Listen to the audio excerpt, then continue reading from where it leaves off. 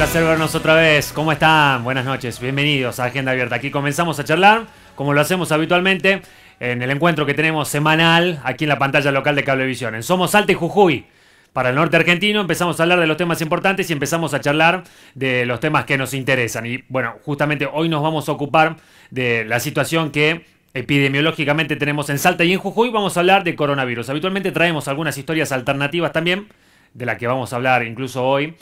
Situaciones de violencia de género, casos que se están dando en cuarentena, cómo afecta el tema del aislamiento. Ahora tenemos distanciamiento social, por lo menos en Salta, y de esta un promedio que se ha disparado, 14 consultas o intervenciones diarias que tienen por llamados de mujeres que están en situaciones de riesgo. Pero de eso nos ocupamos en un rato. Vamos a hablar de Salta y de Jujuy.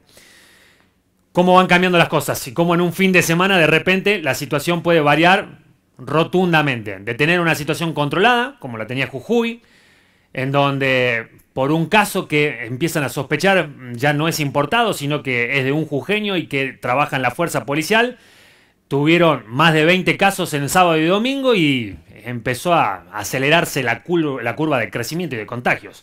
Y ahora, sectorizado, hablando de los policías, tienen casos en Capital, en Abrapampa, están también en San Pedro, en Perico, en Humahuaca, se confirmaron 3 casos últimamente, en La Quiaca ya tienen el primero, y no es por la situación boliviana, sino por contactos estrechos o relacionados con aquellos que integran la policía de la provincia. Hemos tenido a lo largo de todo este tiempo de distanciamiento, 90 días, 95 que llevamos ya desde que hablamos de la pandemia en nuestro país, distintas situaciones. Incluso acá hemos comparado, y a veces lo hemos escuchado públicamente, qué pasaba con Jujuy, qué hacía Salta después, cómo cada una de las provincias iba tomando distintas medidas, si estaba bien lo que hacía una, si una le copiaba a la otra, quién lo hacía primero, si suspendían las clases o no, si daban marcha atrás o flexibilizaban una u otra actividad. Bueno, y cómo de repente de ser una de las provincias vanguardistas, como lo era Jujuy, o lo planteaban de esa manera sus autoridades, de repente volver marcha atrás todo, fase 1, cuarentena total, y veamos cómo podemos salir de esta, porque viene bastante complicado el panorama. Bueno, ¿qué puede llegar a pasar en Salta? En donde se plantea una situación distinta por ahora, no hay circulación viral, la mayoría de los casos todos importados, los que se han informado por parte del Ministerio de Salud. ¿Y qué sucede? Por la frontera, porque para ir al norte de Salta hay que pasar por Jujuy, hay una circulación constante de personas, hay repatriados que todavía están llegando, y es por eso que vamos a plantear varias dudas, inquietudes que a veces tenemos y otras que ustedes mismos nos acercan, para poder charlarlo con uno de los referentes del gobierno de la provincia de Salta, que es uno de los ministros más importantes por la cantidad de carteras que tiene a su cargo, ministro de Gobierno, Derechos Humanos, Trabajo y Justicia, y porque además es una de la mano derecha también del gobernador, uno de los que más saben de la letra chica a la hora de las medidas y de las disposiciones que se toman, así que lo vamos a charlar.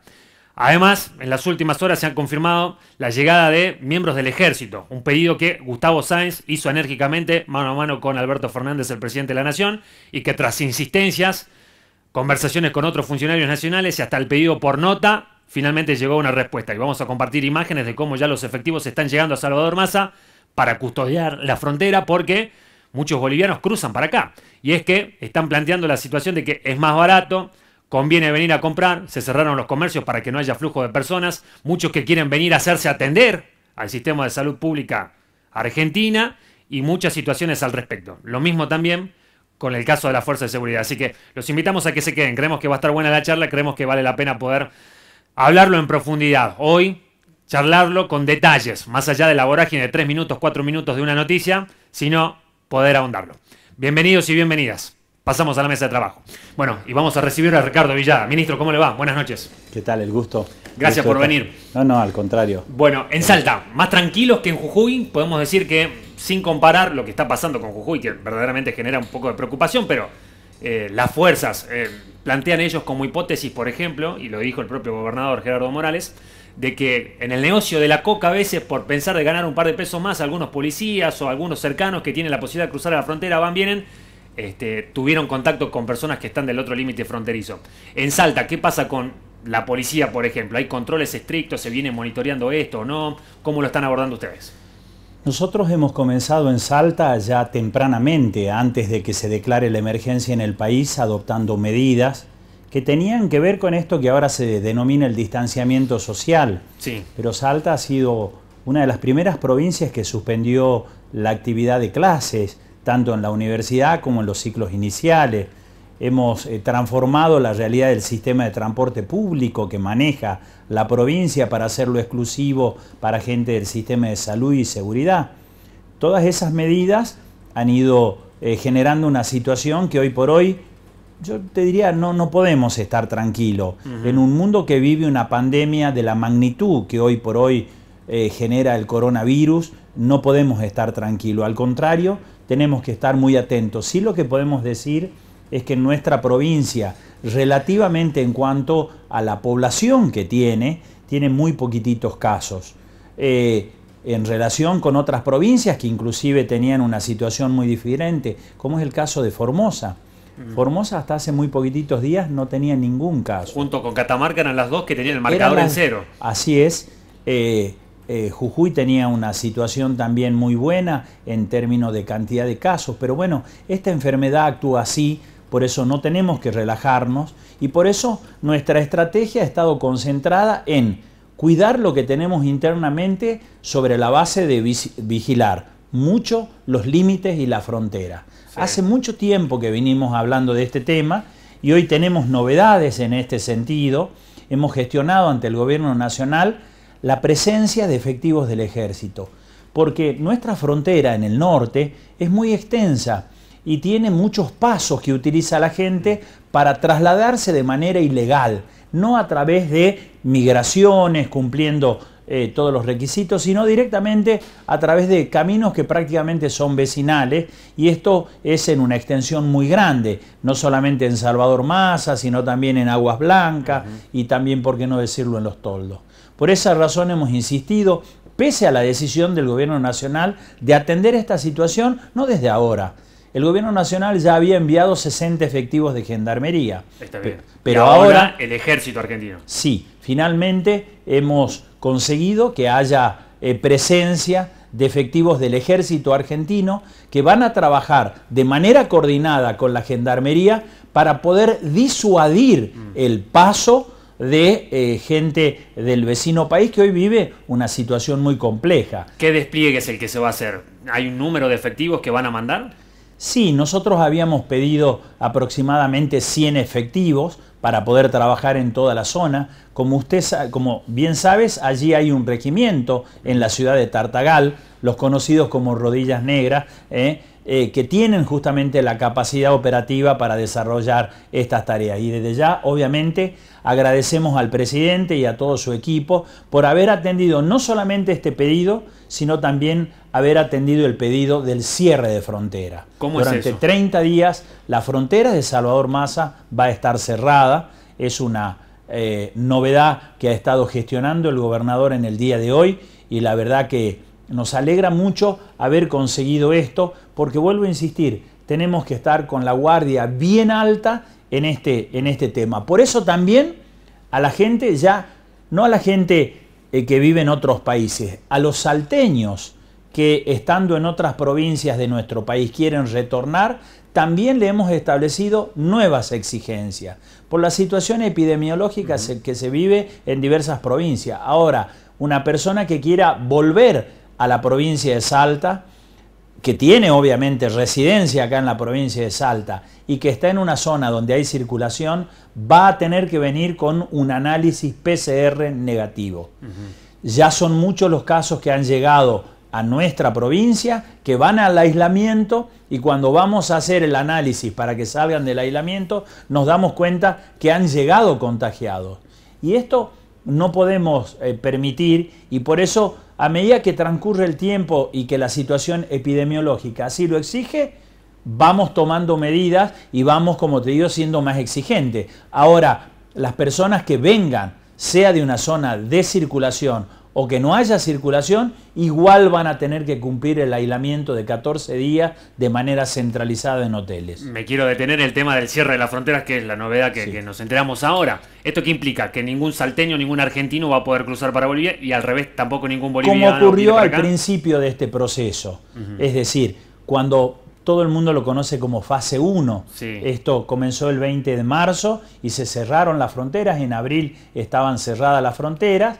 Luego vino una etapa en donde el gobierno nacional habló no la totalidad de los pasos internacionales que tenemos, no solamente con Bolivia, con Chile y con muchos lugares, pero sí en particular había habilitado el paso de Salvador Massa para que existan procesos de repatriación, para que existan diferentes actividades, y en ese sentido hemos logrado que el gobierno nacional interprete que la situación hoy de Bolivia es complicada. En el día de ayer han tenido un pico de 1.100 casos, más de 1.100 casos en un solo día. Por la población que tiene Bolivia, la verdad son muchos casos. Ellos tienen una situación complicada con el sistema de salud pública, entonces hace mucha gente, hemos podido ver en los medios de comunicación tristemente cómo una persona moría sin poder ser atendida. Entonces esto hace que mucha gente quiera cruzar como sea para acá. Y en el caso con Chile, Paso de Sico, pongo por ejemplo, que también tienen una situación epidemiológica complicada los chilenos. También estamos... ¿Se plantea la posibilidad de cerrar la frontera? Nosotros cuando hablamos siempre queda habilitado el tema del transporte de carga internacional, que requiere que ha estado exceptuado desde el primer momento. Pero esos pasos no han estado habilitados para el cruce de personas, como sí lo están en el caso de Chile, pasos de la zona sur de nuestro país. Claro. Cardenal Zamoré y otros pasos.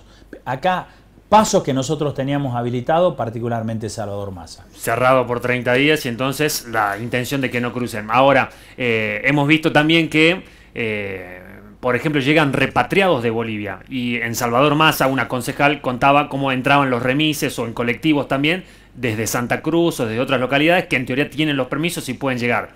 ¿Se puede dar esa situación?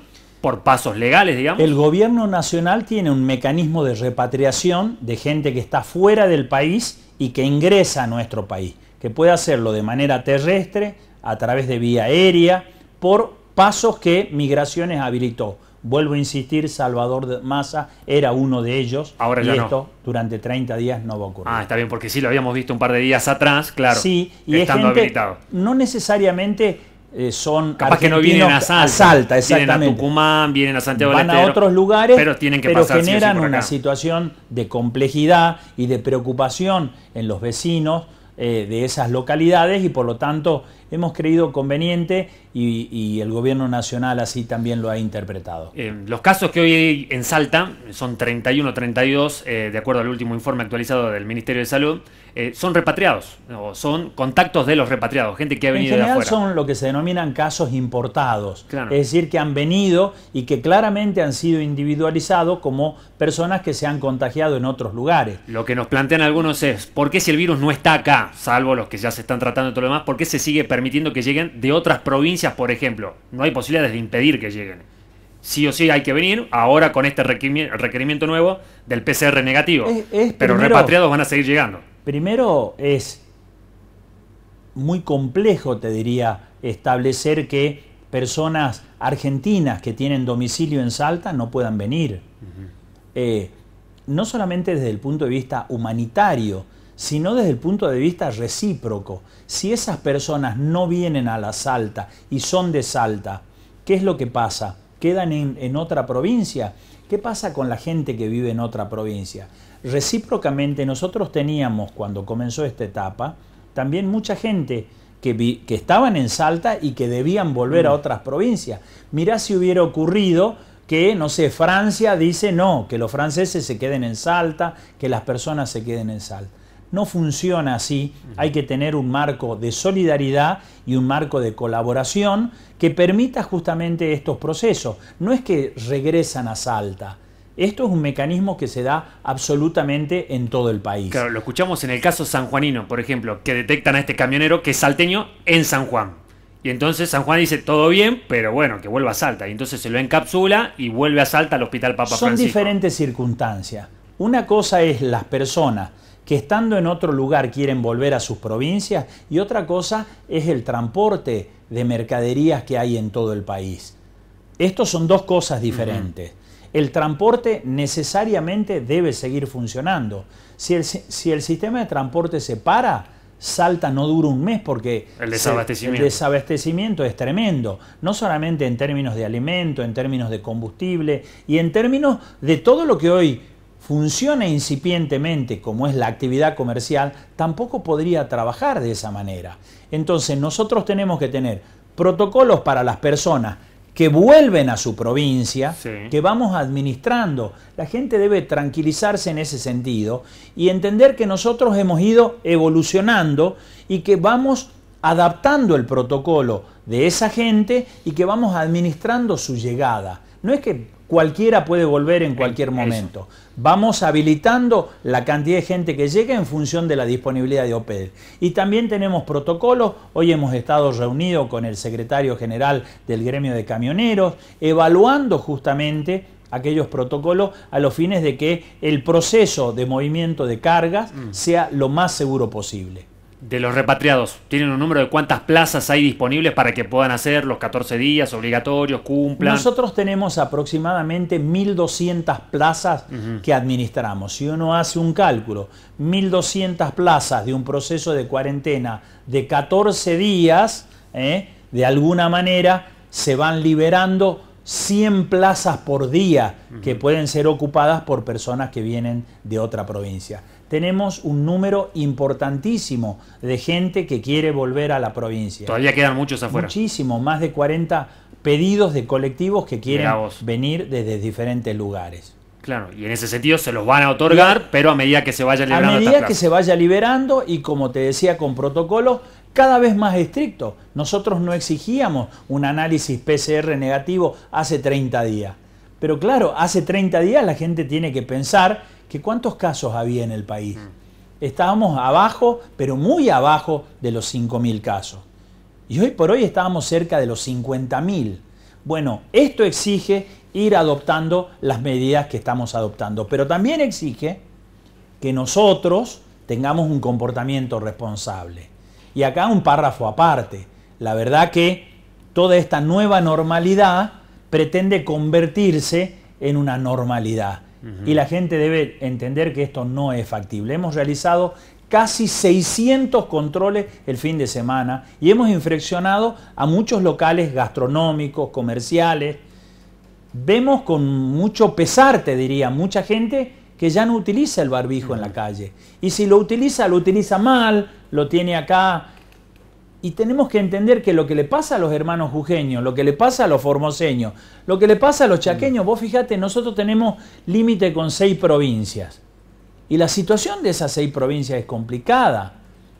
Tenemos, como te digo, la situación de Formosa, Chaco, Santiago, Tucumán, Jujuy mismo. Entonces, nos preocupa mucho la situación que se está dando de movilidad también de las personas. Hemos habilitado hasta el proceso del turismo.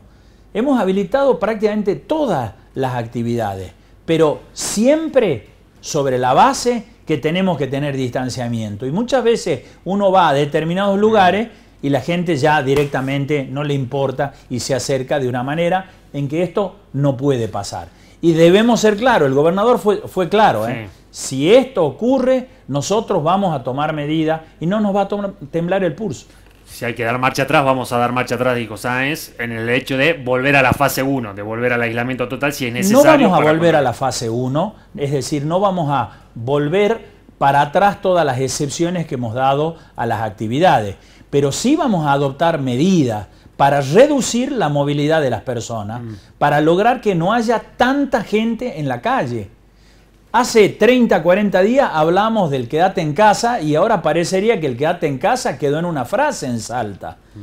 Entonces, tenemos que reflexionar y entender que tenemos que cuidar la situación que tenemos. Y cuidarla también es quedarnos en casa. La persona esa que pedía la posibilidad de poder ir a hacer una actividad física, no puede hoy por hoy estar 5 horas haciendo una actividad física, conversando con los amigos. Esa persona que pedía la posibilidad de ir a hacer una práctica de fútbol 5, que también lo hemos exceptuado. No puede ser que vayan, hagan la práctica de fútbol 5 y después se queden dando vueltas. Pero no puede ser, claro, no puede ser fundamentalmente por las propias personas que deben cuidarse y que deben cuidar a los demás. Ministro, usted está planteando muy bien lo que pasa acá en Salta y cómo de a poco se nota un cierto relajamiento. Relajamiento, claramente. Es que cuando nos toca de cerca, ahí nos preocupamos. Y me parece que en Jujuy ahora lo vemos de cerca y también estamos mirándolo de reojo. ¿Qué pasa con el flujo de personas entre Salta y Jujuy? ¿Salta va a tomar algún tipo de medida restrictiva o algo por el estilo, teniendo en cuenta que ahora hay mayor cantidad de casos en la vecina provincia? Las mismas medidas que nosotros tomamos en relación con las otras provincias. Hoy por hoy la situación epidemiológica que tiene Jujuy es la misma que tiene Tucumán, es la misma que tiene Formosa.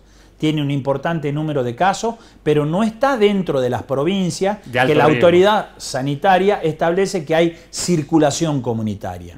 Todavía esto no ha sido establecido, pero sí, con mucha atención, el Comité Operativo de Emergencias, que integro junto a la ministra de Salud, junto al ministro de Seguridad, junto al ministro de Economía, seguimos este tema, te diría, al minuto de lo que va pasando.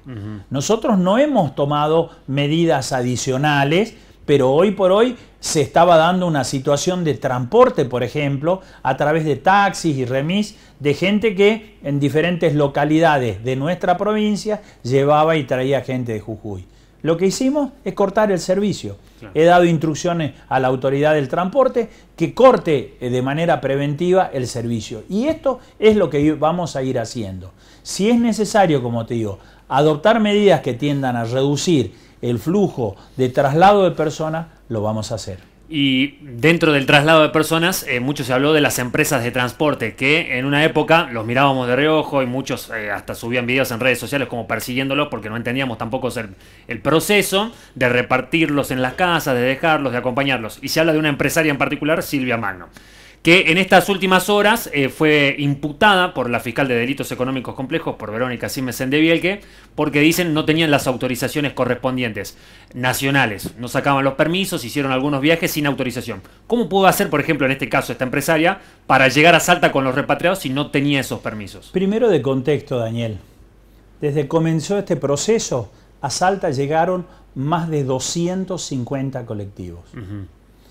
Y esos 250 colectivos pertenecen, te diría, casi a una veintena de empresas. Entonces, le debe quedar en claro a la gente que no es que esta empresaria es la única que hace esa actividad. Hay muchas otras empresas que realizan la misma actividad.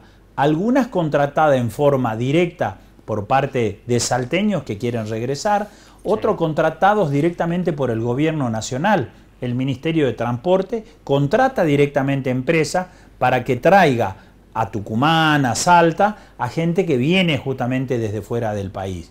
El Ministerio de Transporte también contrata directamente a aquellos colectivos para que vuelvan lo que se denominan los trabajadores golondrina, que obviamente esos trabajadores no pueden pagarse y hay todo un mecanismo en ese sentido. Son muchas las empresas que intervienen, son muchas las que deben cumplir reglas y en particular, aparentemente, esta empresa no la cumplió y la justicia interviene y hace un proceso de investigación y eventualmente sancionará como corresponde. Ahora, cuando entran a Salta, en el ex peaje de Aunor, ahí la policía o el gobierno de la provincia no les tiene que exigir estos permisos que no estaban. No solamente le exige cuando entran a Aunor, le exigen antes de que salga.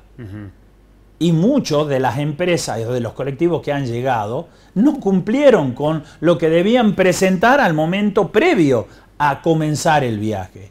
Entonces, cuando esto ocurre, directamente se le da intervención a la Fiscalía. Claro, o sea, pueden haber fallado varios controles ahí en ese sentido, digamos. Desde Buenos Aires, al pasando contrario, por los controles han sido tan eficientes que detectaron una irregularidad que se le informó a los fiscales correspondientes. De la misma manera, no sé si recuerdas el caso de esa persona que vino escondida en un colectivo. Sí. Funcionó el control y ese señor hoy por hoy está procesado. De la misma manera que los dos neuquinos que se hicieron los análisis y no esperaron el resultado del PCR y se fueron, están procesados por la fiscalía, por los fiscales provinciales y por los fiscales nacionales.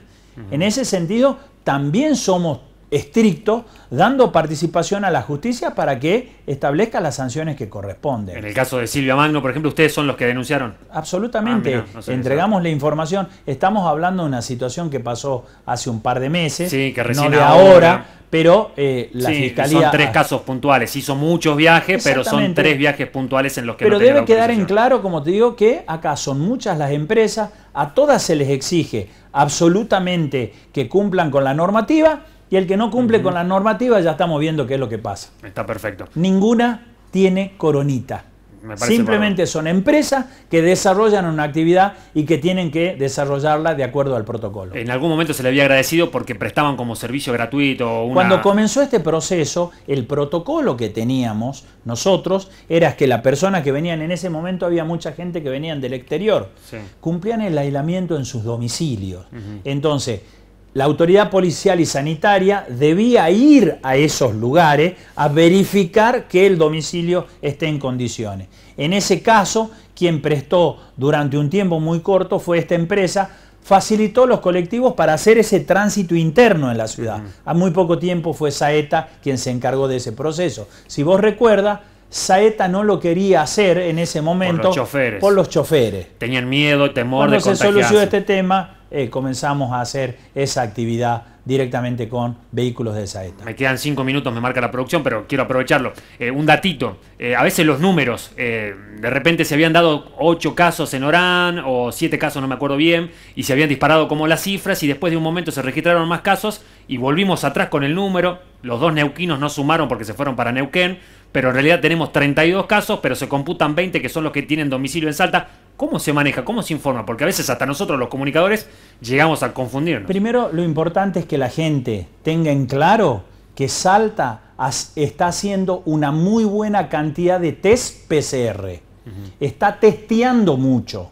Nosotros comenzamos esta etapa testeando únicamente a los que se activaba protocolo, porque tenían fiebre, porque tenían alguna situación sintomática. Entonces llegamos a hacer 100, 200 análisis PCR. Pero después tomamos la decisión de comenzar un testeo a todas las personas que habían sido repatriadas. Esas personas, en muchos casos, dieron positivo siendo asintomáticos. Antes de darle el alta, día 13, día 14, se le hace obligatoriamente Obligatoria. el testeo. Si está todo bien, se va a la casa y si no, al hospital. Si no, a seguir el aislamiento y a su vez a hacer nuevos análisis hasta que reiteradamente le dé negativo y pueda volver. ¿Cuántos testeos se están haciendo ahora? Más de 5.000 testeos hemos hecho durante todo este proceso.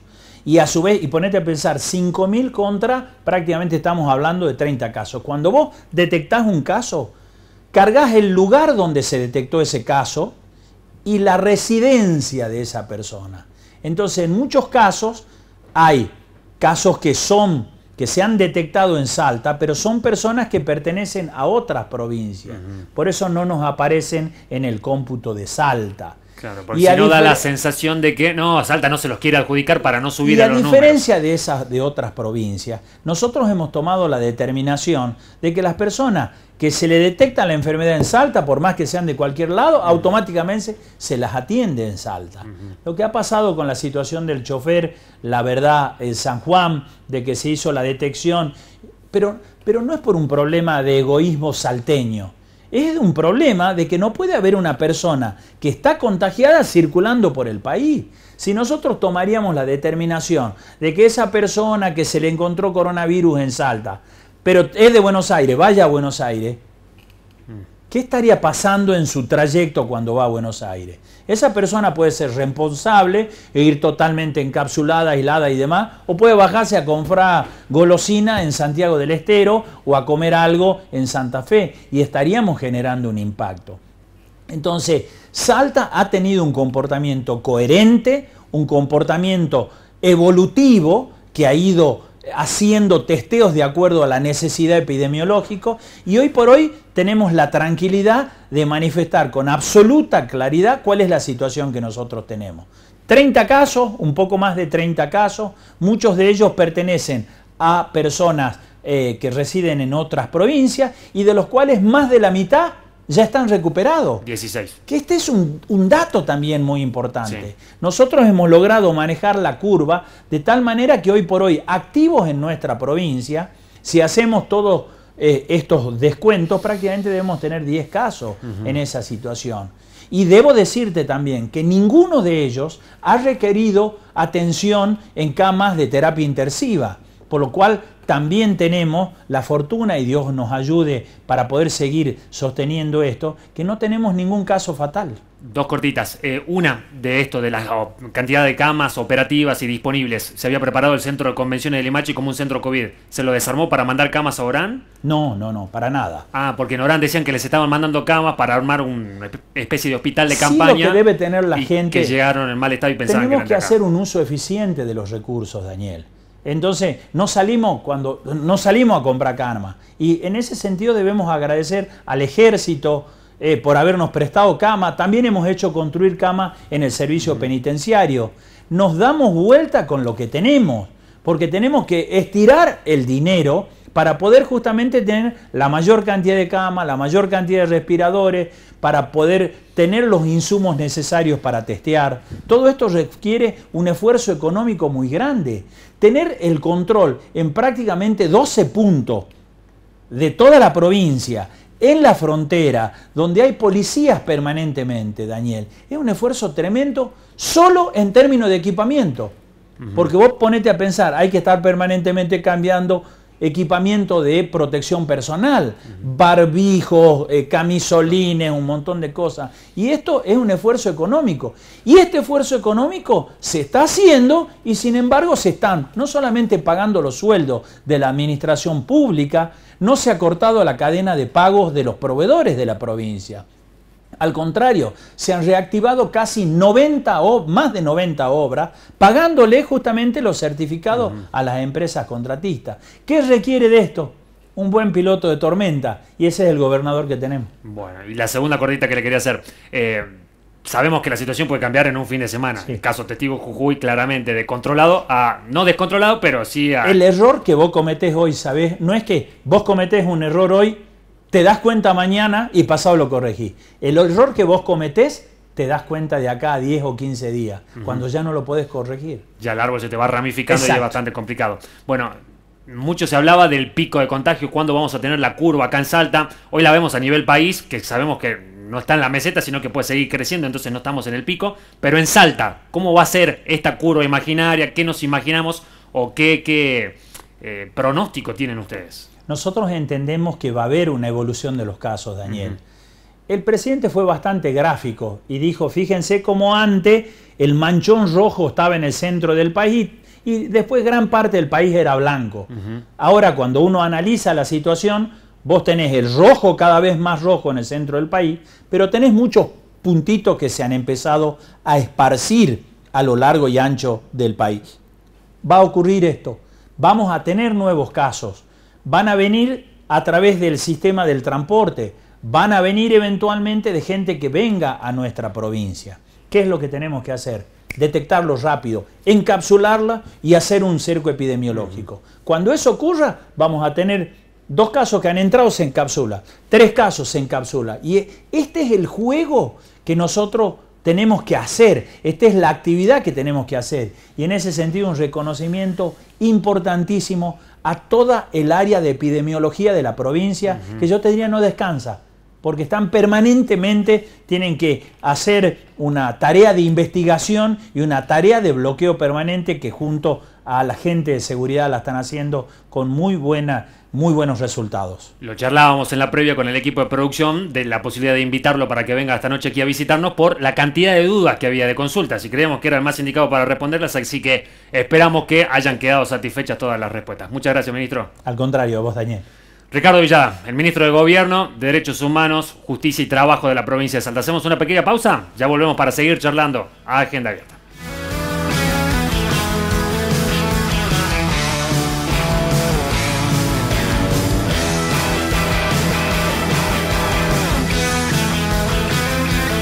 El cuidado del agua es responsabilidad de todos. El buen funcionamiento de los sistemas de agua y cloaca, nuestra responsabilidad todos los días. Por reclamos o consultas, llámanos al 0800 88 88 24 82 o escribinos a nuestro WhatsApp 3875 63 22 22.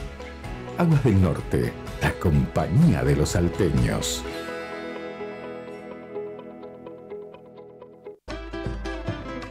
Una síntesis diaria del movimiento del campo. 5 minutos con lo más destacado de la jornada, difundiendo al sector con información y actualidad.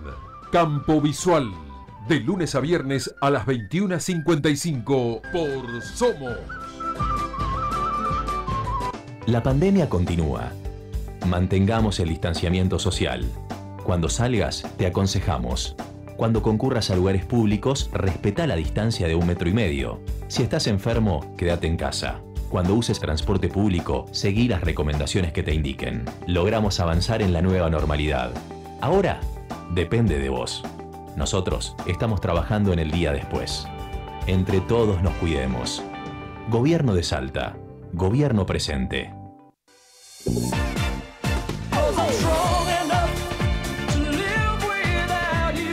Especialistas en vinos nos enseñan todo lo que debemos saber para disfrutar de la mejor enología. Descubrí Planeta Vino. Miércoles 19:30 por Somos.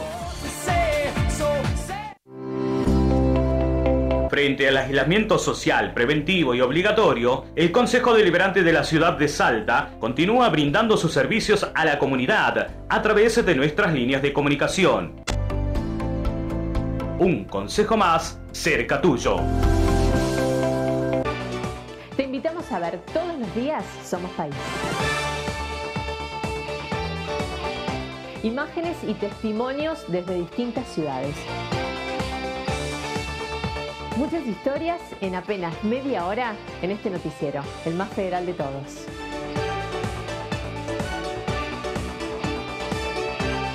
A vos, te esperamos todos los días de Somos País.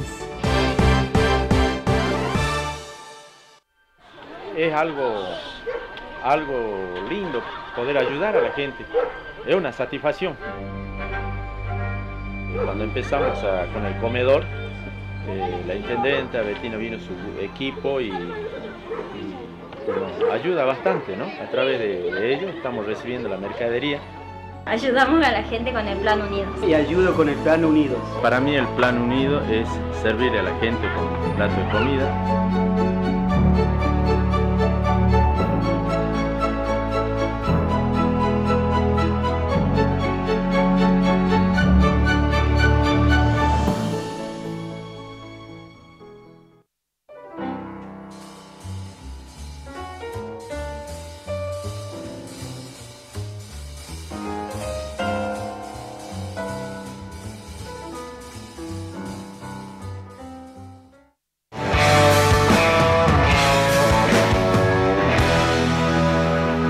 Seguimos en Agenda Abierta, seguimos charlando de temas importantes de la actualidad.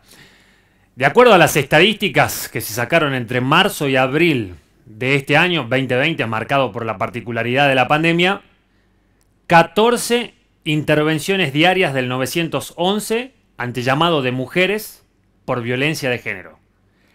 14 intervenciones diarias. Es un número importante. 14 veces al día la policía tuvo que ir a intermediar ante una situación que se denunciaba como violencia de un hombre hacia una mujer. Claro, los números se dispararon, y es que el tema primero de la cuarentena, ahora con el aislamiento o el distanciamiento, hacía que muchas veces conflictos se potencien, que las relaciones dentro de la casa empiecen a viciarse y que a veces se den más casos de ataque de hombres a mujeres que en la habitualidad, que ya era un número preocupante, que Salta viene marcando preocupación en cuanto a los femicidios y situaciones extremas, y que ahora preocupa un poco más. Y ya hemos hablado de esto, incluso con la secretaria de Derechos Humanos en un momento, con Mariana Reyes, pero creemos que también estaba bueno, ¿no?, verlo desde otra óptica, y por eso analizarlo desde las fiscalías, desde el área de la justicia, de cómo se reciben las denuncias, de cómo se dictan las normas de restricción, qué pasa con aquellos que violentos vuelven a la casa, las consignas policiales, cómo se actúa. Y lo vamos a charlar con la doctora Claudia Geria. Ella es fiscal de violencia de género aquí en la provincia de Salta. Doctora, ¿cómo le va? Buenas noches. Hola, ¿qué tal? Buenas noches. Un gusto. Realmente lo que estás hablando es totalmente lamentable, pero cierto. Junto con esta pandemia del coronavirus, tenemos una pandemia antes existente, que es la de la violencia de género.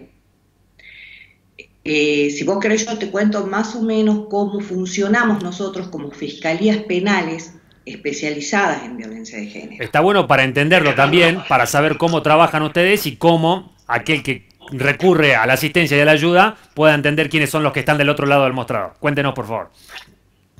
Te cuento.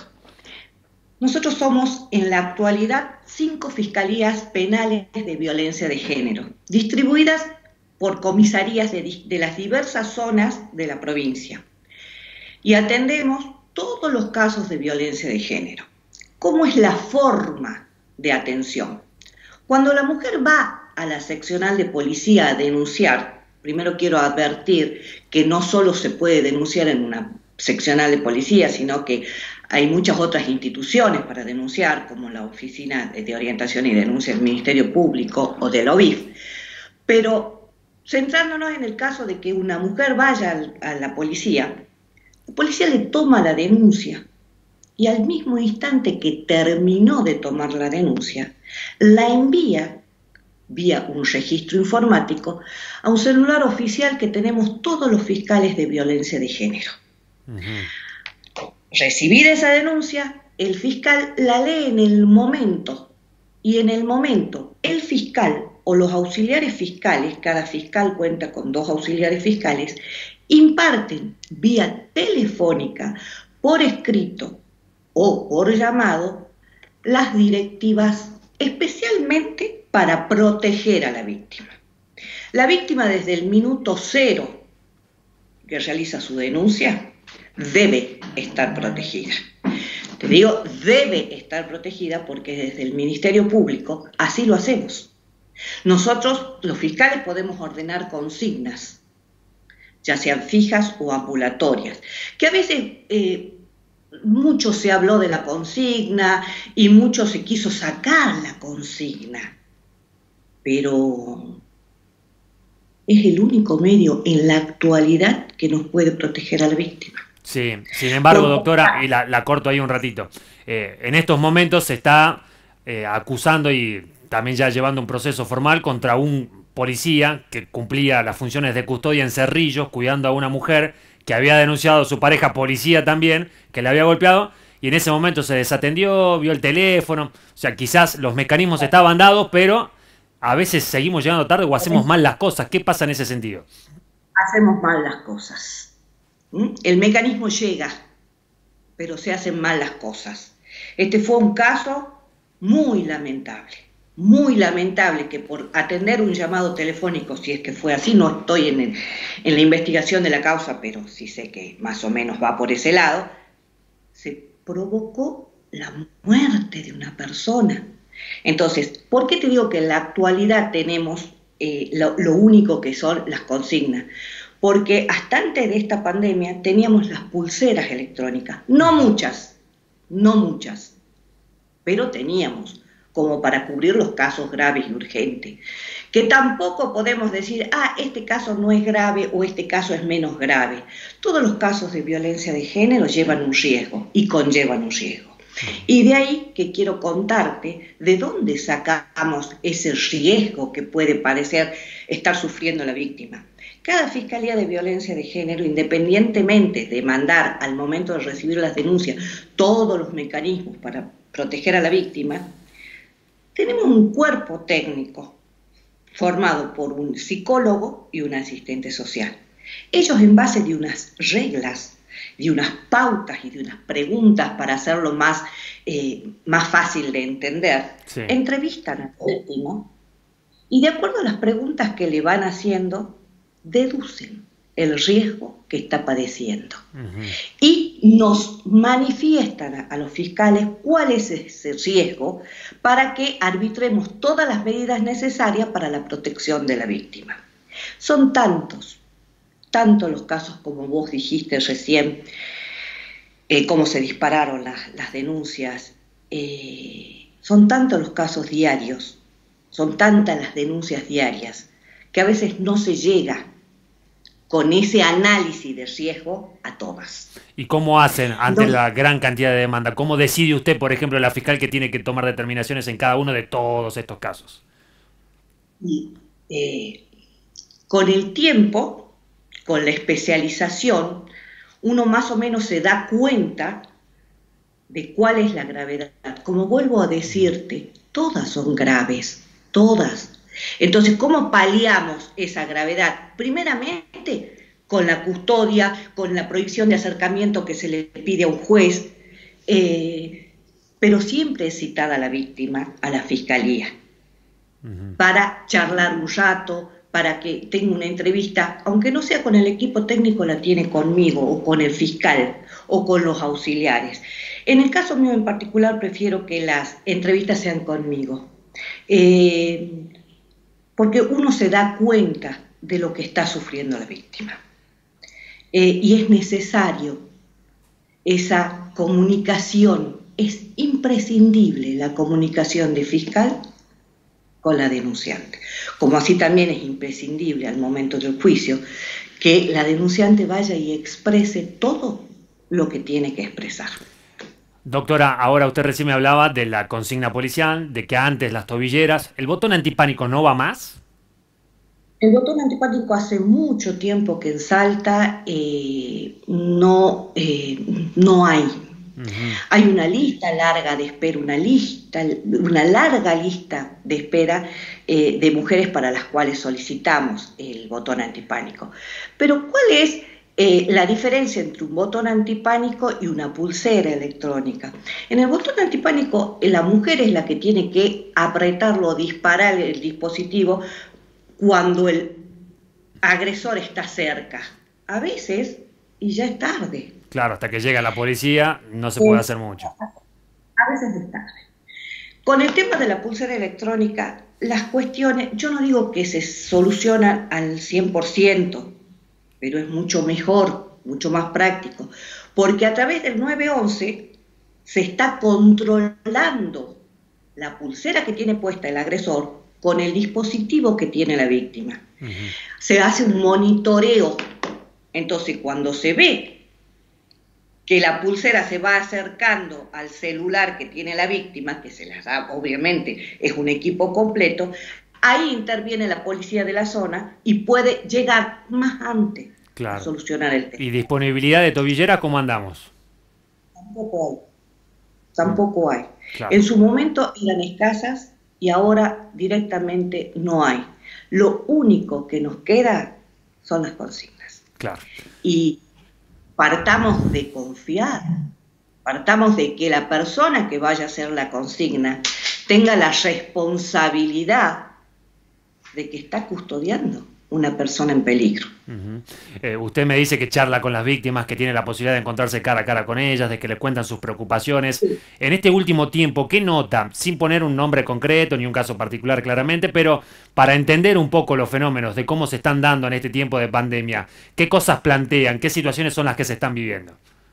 Se confundió un poco a la víctima de violencia de género con este aislamiento social y obligatorio, porque este aislamiento se dio obviamente en un marco de una pandemia.